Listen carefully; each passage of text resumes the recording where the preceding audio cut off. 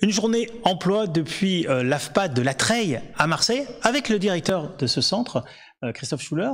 Bienvenue. On évoque l'emploi dans le BTP autour de la transition écologique et la transition énergétique.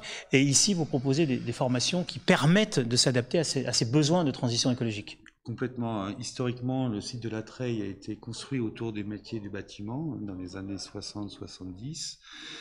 Et on a vu tout au long de ces années évoluer les compétences attendues par le secteur du bâtiment, bien évidemment sur la transition écologique, et évolution qui s'accentue depuis les années 90-2000.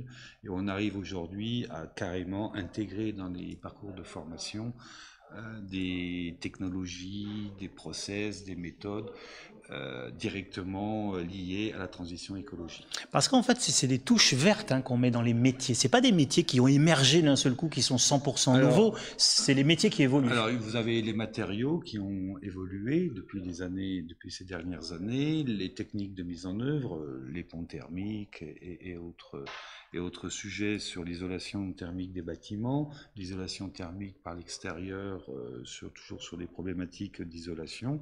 Donc, les matériaux évoluent, leur façon de les mettre en œuvre évolue aussi. On a tout ce qui est recyclage des déchets du bâtiment, dont on assure également des séquences de formation pour apprendre le recyclage, le tri des déchets, l'utilisation raisonnée de l'énergie.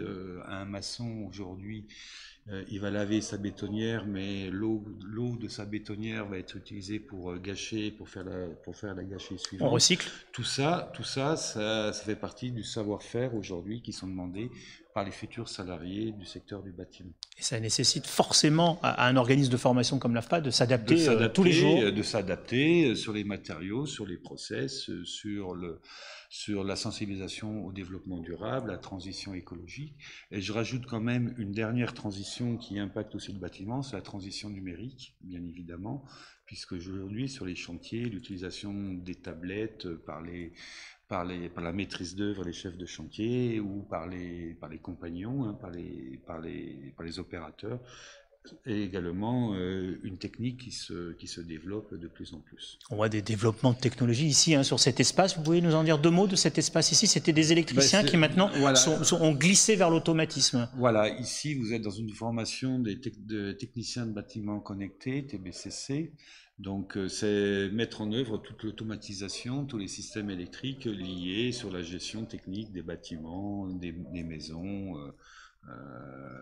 les réglages des températures de chauffage, des ventilations, la maîtrise d'énergie électrique, etc., etc. Donc ça nécessite pour nous, de nous tenir au courant de ces nouveaux compétences là attendues, mais aussi un investissement continu de la part des organismes de formation pour avoir le matériel adapté tel que vous pouvez voir sur de la gestion centralisée du bâtiment, sur les automatismes du bâtiment et sur les panneaux solaires ici, qui sont à l'extérieur, sur le raccordement des systèmes non polluants de production d'électricité que l'on réinjecte comme tout à chacun dans notre réseau de l'AFPA de La Treille.